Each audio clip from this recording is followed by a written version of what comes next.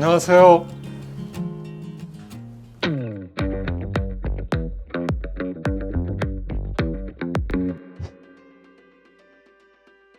대학에서도 이제 학생들을 가르쳤고, 그 다음에 교도소에서도 학생들을 가르쳤는데, 일단 큰 차이가 있던데요. 그 미국 대학의 학생들은 지금 한국의 학생들처럼 학점에 상당히 민감하고, 그 다음에 새로운 사조들을 익혀서 그 연구하는 이런 식으로 관심의 방향이 잡혀 있더군요. 근데 이제 반면에 제가 교도소에서 만난 재소자들은 철학을 뭐 학점을 따거나 혹은 새로운 학문에 대한 갈망 때문에 하는 게 아니라 자기 인생과 연관해서 철학을 노크를 한 것 같았습니다. 그래서 오히려 진지하게 서로 할 얘기들이 많더라고요. 뭐 서로 배경은 다르지만 누구에게나 다 자기 앞에 생이 있지 않습니까? 그 삶을 주제로 학생들하고 진솔하게 이야기를 할 수 있었던 그러한 상황은 대학 캠퍼스에서보다 오히려 제가 맡았던 교도소의 대학 강의에서 더 원활했던 것 같습니다.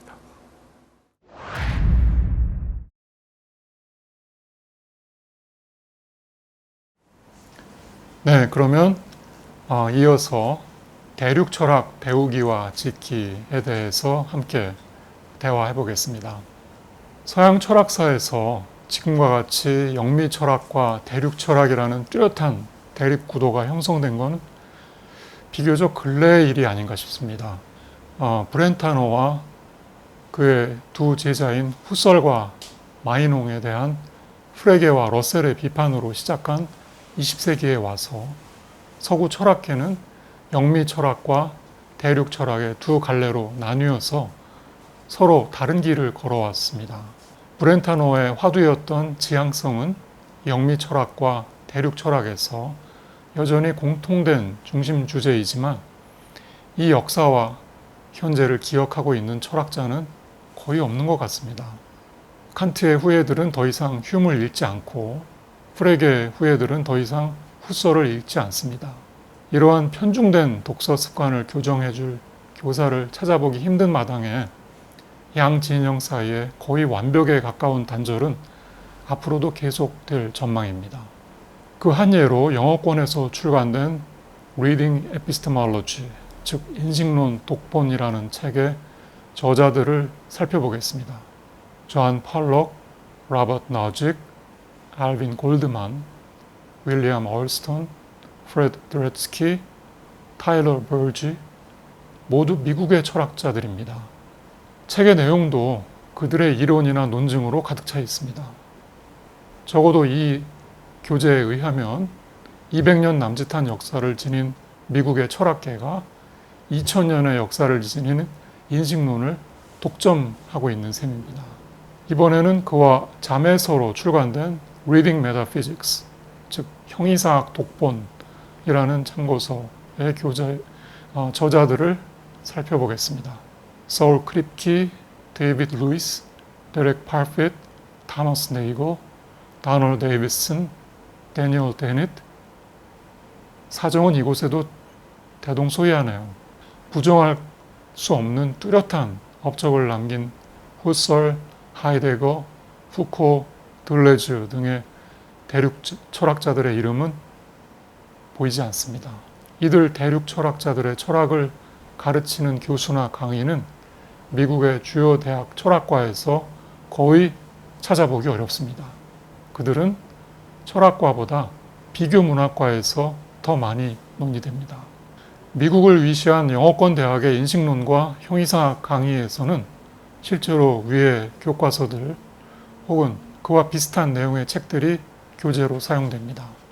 그 교재로 인식론과 형이상학을 공부하는 학생들은 현대 미국의 인식론과 형이상학만을 접하게 되는 셈입니다. 그러면서도 그들은 그게 인식론과 형이상학의 전부이거나 대강이라고 생각하게 됩니다. 교재의 강의 내용이 여타의 인식론과 형이상학의 여지를 남기고 있지 않기 때문입니다. 만일 역사학 교수가 자국의 현대사만이 기술되어 있는 세계사 교재로 세계사를 강의한다면 수강생들의 머릿속에는 세계에 대한 아주 편협한 그림이 그려지겠죠. 분서갱유나 문화혁명에 필적한 이 놀라운 1차원적 일방성의 신화가 세계의 학계를 주도하려는 미국이라는 제국의 상아탑으로부터 세계화의 이름으로 빠른 속도로 만방에 전파되고 있습니다. 대륙 철학과 영미 철학이 공존하는 우리 철학계의 상황도 그리 다르지 않습니다. 양 진영의 베이스 캠프인 한국 현상학회와 한국 분석철학회가 만났던 것은 1985년 단 한 차례였습니다. 지향성을 주제로 했던 이 두 학회의 합동 세미나에서 발표된 글들에서조차 양 진영 사이에 교차적인 언급이나 참조는 발견되지 않습니다. 서양의 경우에야 지리적으로나 지성사적으로나 그럴 만한 이유가 있는지 모르겠지만 한국의 철학계가 서양 철학의 칸막이까지 수용할 필요가 있는지 의문입니다. 저는 학창시절에 대륙 철학과 영미 철학에 모두 흥미를 느꼈습니다. 둘 사이를 넘나들어서는 안 되는 이유를 찾을 수가 없었습니다. 영미 철학자로 분류되는 위트겐슈타인을 전공했지만 서양 철학사의 정통성은 대륙 철학이 계승하고 있다고 생각했습니다. 대륙 철학자들 중에서도 특히 하이데거가 전개하는 사유의 스타일과 스케일, 그리고 그 내용의 본래성이 아주 인상적이었습니다. 텍스트와 삶, 역사와 현실을 자유롭게 왕래하는 그에게는 통시성과 공시성이 하나의 끈으로 이어져 있고 서로 관통합니다. 그가 문제 삼는 수많은 화두와 고전들의 해석은 모두 존재라는 하나의 대주제와 연결되어 있습니다.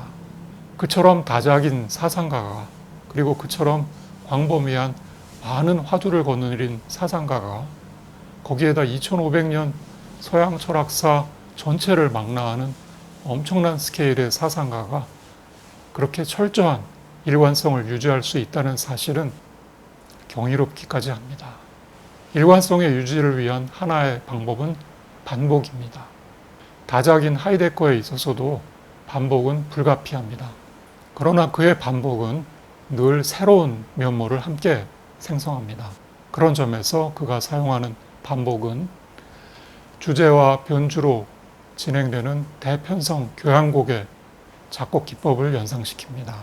주제는 언제나 존재이지만 이를 새롭고도 다채로운 변주로 풍성하게 풀어내고 있기 때문입니다. 그의 사유가 지닌 혁명성은 통념에 대한 전복으로 특징 지어집니다. 그는 철학사를 지배해온 대존재와 통념들을 근원에서부터 뒤집어서 다시 사유할 것을 요청합니다. 그가 수행한 사유혁명이 저를 매료시켰고 이로부터 길어낸 작품이 크로스오버 하이데거입니다. 저는 하이데거의 새로운 혹은 차이나는 반복을 그와는 다른 방식으로 확장된 크로스오버의 형태로 사용해 보았습니다. 크로스오버는 건너가다 라는 의미의 동사이지만 붙여서 쓸 때에는 크로스오버 음악의 경우처럼 이질적인 것들의 교차나 융합을 의미하기도 하죠. 저는 이 모든 의미에서 크로스오버를 지향해 보았습니다. 하이데거를 후설, 위트겐슈타인, 작 헬룰 등 다른 철학자들하고 크로스오버 시켜보았고 현상학, 해석학, 분석철학 등 다양한 철학 사조와도 크로스오버 시켜보았습니다. 하이데거의 사유를 크로스오버라는 창의적인 반복을 통해서 새로이 거듭나게 하는 것이 저의 저술 목표였습니다. 저는 하이데거의 텍스트들을 새로운 관점에서 독해하고 거기에 촘촘히 박혀있는 사유의 알맹이들을 하나하나 해명하고자 했습니다. 한편으로는 분석의 방법에 의거해 그의 개념들과 논제들을 정의하고 각 개념들이나 논제들 상호 간의 논리적 관계를 보다 명료한 방식으로 재구성했습니다.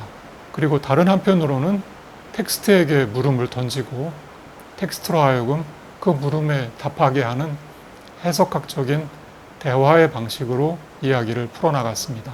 영미의 분석 철학과 유럽의 해석학을 크로스오버 시킨다는 점에서 분석적 해석학이라 이를 만한 새로운 독법으로 그의 텍스트들에 대한 보다 선명하고 일관된 해석을 도출하는 게 저의 책 크로스오버 하이데거의 줄거리입니다. 저는 하이데거가 위트겐슈타인이 그랬던 것처럼 분석 철학의 중요한 자산인 수리 논리학을 비판하고 있음에 주목했습니다. 하이데거는 현대에 있어서 철학적 문제의 근원이 자연 언어의 애매성이나 다의성에 있다기보다는 오히려 그 애매성이나 다의성을 수리 논리학이 제공하는 형식 언어의 정밀성으로 말소하려는 데 있다고 봅니다. 그로 말미암아 존재가 언어를 통해 자신을 보여주는 통로가 봉쇄된다는 것입니다. 언어에 어떠한 인위적인 변형이나 형식화를 부과하지 않고 언어가 제 스스로를 말하게 하는 것이 그의 언어 철학이 지향하는 바입니다. 그것은 언어가 존재를 온전히 보이게 하는 것이고 망각된 존재를 일깨워주는 것이기도 합니다. 그러므로 존재의 망각의 역사로서의 형이상학의 극복과 언어의 인위적 변형 작업으로서의 수리 논리학의 극복은 동일한 선상에 놓여 있습니다.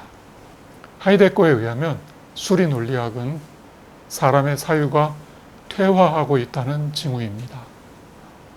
그는 계산적, 형식적 언어관을 지닌 수리 논리학이 모든 학문에 대한 과학적 논리학이라는 생각을 비판합니다. 수리 논리학은 수학적 사고와 수학적 진리의 본질을 결정해주는 수학에 관한 논리학이 아니라 수학이 문장 형식에 적용된 것에 불과합니다. 요컨대 수리 논리학은 응용 수학일 뿐이고 수학의 본질을 밝혀주지는 못하고 있다는 것입니다. 응용 수학으로서의 수리 논리학은 언어를 연산 체계로 봅니다. 수리 논리학을 통해서 사유는 계산으로 대체됩니다. 그래서 우리는 더 이상 사유하지 않게 되는 것입니다. 우리 시대의 무사유, 즉 사유 없음의 본질은 수리 논리학 혹은 그 모태로서의 수학입니다.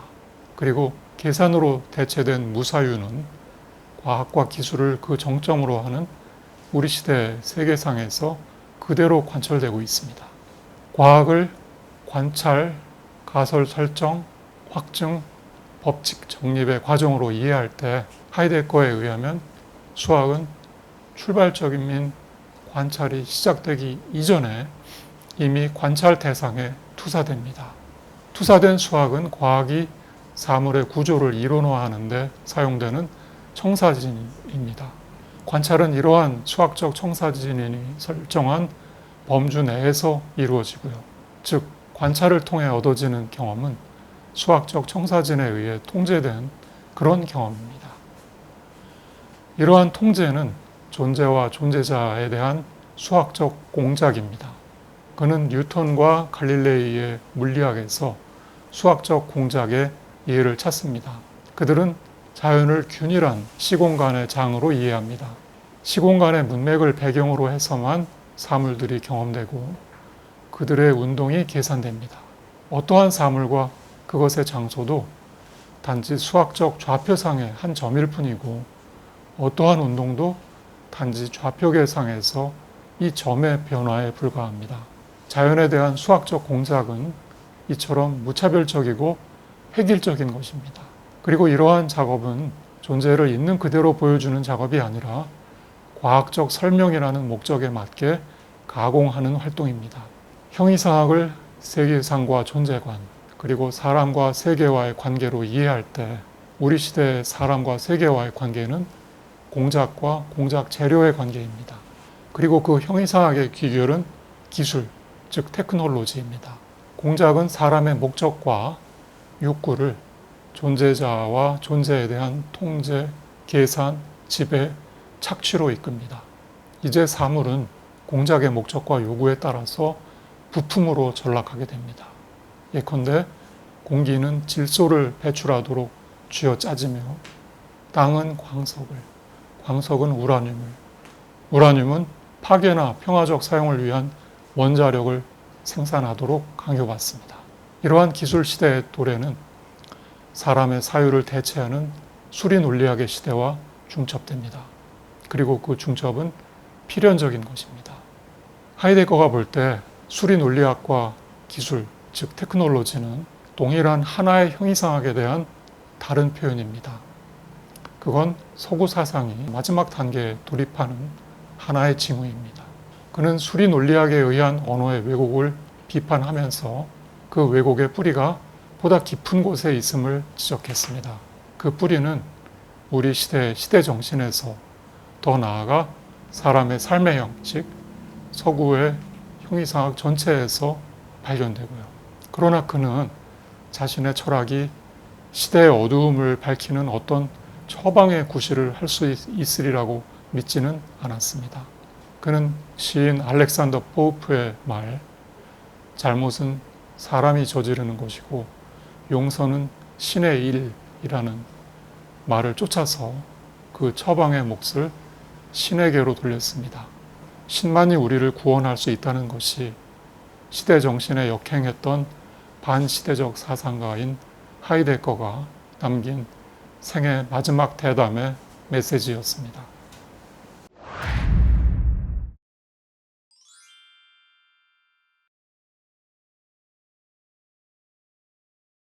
철학을 하는 데에는 잘 어울려 보입니다. 2021년에 수정 증거판을 출간하게 되었습니다. 길은 크게 4단계로 가를 수 있습니다. 하이데거의 사유에 이르게 되었습니다. 하이데거와 위트겐슈타인인데요. 거기서는 어떻게 서로 다른 길을 걸었는지를 더듬어 보았습니다. 도구, 진리, 과학에서는 존재 양식의 다차원성을 구체화하고 사부 기술 철학에서는 이로부터 미래에 대한 비전을 예비하고 있음을